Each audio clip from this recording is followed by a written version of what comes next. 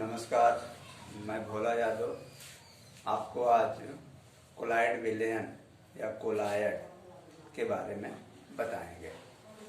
बच्चों, कोलाइड है क्या चीज़, इसे हम जानेंगे। देखिए, कोलाइड जो होता है, जब हम इसके मूल चीज़ पर जाएंगे, कोलाइड के विलयन, कोलाइड जो है एक प्रकार का विषमांगी विलयन है, अर्थात सलूशन ही है, ये जानना है। विलयन के 3 रूप बताया जाता है, एक इस तरह से करके, ठीक है ना। एक होता है वास्तविक विलयन, वास्तविक विलयन, कोलायड विलयन और निलंबन।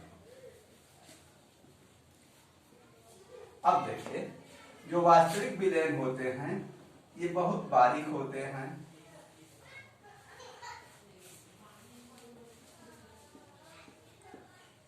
ठीक है। वास्तविक विलयन जो होते हैं वो इतने सूक्ष्म होते हैं कि इलेक्ट्रॉन सूक्ष्मदर्शी से भी देखने पर ये कण के आकार हमें और आपको दिखाई नहीं देता है वास्तविक विलयन का, ठीक ना। कोलाइडीय विलयन जो होते हैं इनके कणों को हम इलेक्ट्रॉन सूक्ष्मदर्शी के माध्यम से देख सकते हैं और इन कणों का आकार जो होता है 50 एंगस्ट्रॉम से 200 एंगस्ट्रॉम के बीच होता है। नई प्रकाशन की जो बुक है उसमें यह लिखा हुआ है कि 1 से 1000 नैनोमीटर के आकार का इसके कण होते हैं। 1 से 1000 नैनोमीटर यानी 10⁻⁻⁹ से 10⁻⁻6 मीटर के आकार के ये कोलाइडीय कण होते हैं।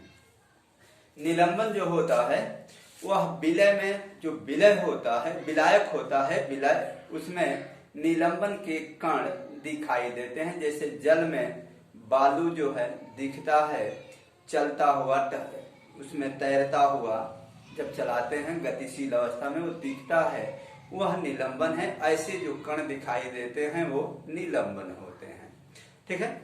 तो हम बताएंगे कि कोलायड, मैंने ये जान लीजिए कि कोलायड भी एक प्रकार का विलयन है। विलयन के मूल 3 रूप होते हैं, वास्तविक विलयन, कोलायड विलयन और निलंबन।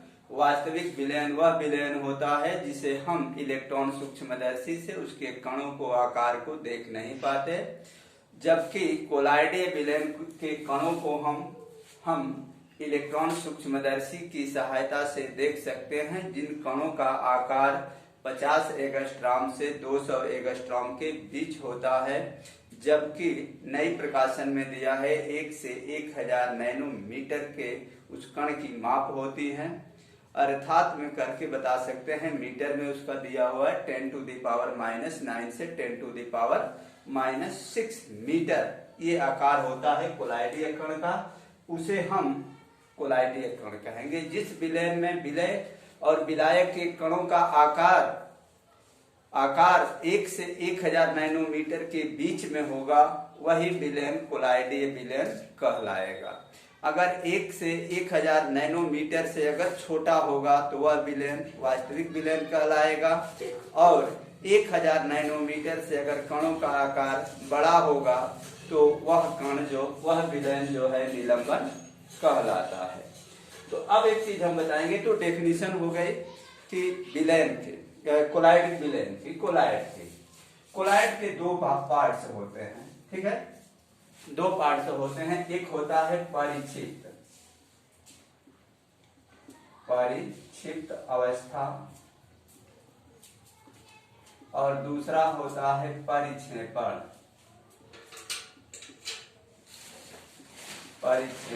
अवस्था, ठीक है। परिक्षिप्त अवस्था का मतलब यह होता है कि वह पदार्थ जो उस अवस्था में परिक्षिप्त हो, विलुप्त हो, ठीक ना, उसके कण बहुत बारीक हों, उसे हम परिक्षिप्त अवस्था कहेंगे। एक चीज और बता दें यहाँ पे कि जो कोलाइडीय विलयन, जो कोलाइड होते हैं वो ठोस, द्रव, गैस तीनों अवस्था में हो सकते हैं। कॉमन पॉइंट अपने दिमाग पे रखेंगे। तो परिक्षिप्त अवस्था में ये तीनों अवस्था की बात मैं कर रहा हूँ कि जैसे परिक्षिप्त वह होता है जिसके कण जो होते हैं बहुत सूक्ष्म होते हैं और वह परिक्षिप्त रहते हैं, दिखाई नहीं देते हैं। ठीक है, जैसे में हम आपको बताएंगे कि जैसे में इसका एक एग्जाम्पल कि जैसे दूध में पानी डालते हैं, दूध में पानी डालते हैं तो पानी उसमें परिक्षिप्त हो जाता है, दिखता नहीं है, जबकि उसमें दूध का जो कण होता है वो परिक्षेपण के रूप में हमें दिखता है। यह बात आपको लिक्विड में बताया। अगर हम गैस में ठोस के बारे में बताएं, जैसे धुआं का कण है हवा में, तो हवा में जब जाता है तो धुआं का कण जो होता है वो दिखता है, वो क्या हो गया, परिक्षेपण अवस्था हो गई, और वायु क्या हो गया, परिक्षिप्त हो गया, कोहरा हो गया, धूध हो गया, ये सब जो है इसके अवस्था हो गई परिक्षेपण और परिक्षिप्त की। तो परिक्षिप्त का मतलब होता है कि वह पदार्थ जो परिक्षिप्त अवस्था में रहता है, दिखता नहीं है, वो परिक्षिप्त कहलाता है। जैसे हमने बताया कि पानी को दूध में डाले तो पानी परिक्षिप्त हो गया, दूध परिक्षेपण हो गया। धुएं के कण एटमॉस्फेयर में जाते हैं, धुआं दिखता है तो धुआं जो है परिक्षेपण माध्य हो गया, और वायु जो हो गई वो परिक्षिप्त हो गया। ठीक ना।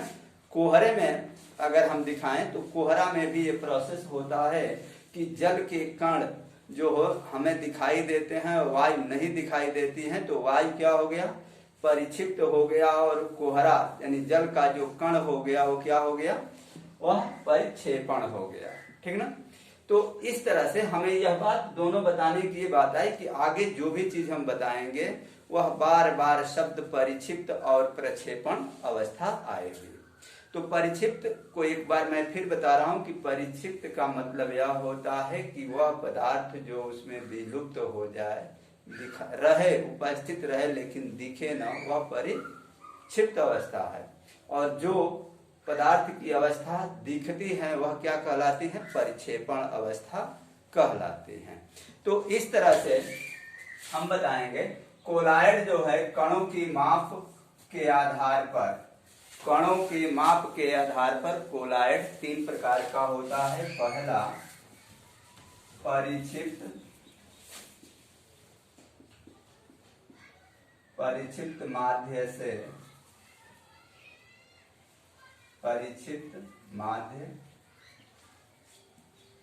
माध्यम और परिक्षेपण माध्यम के भौतिक अवस्था की भौतिक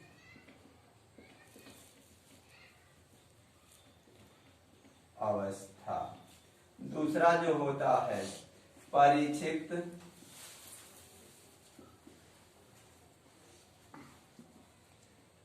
तथा परिक्षेपण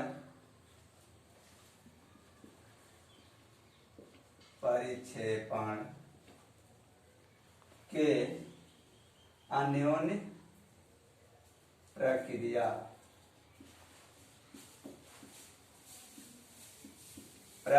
या क्रिया। तीसरी जो अवस्था इसकी होती है कणों के आधार पर, परिक्षिप्त माध्यम के कणों के प्रकार,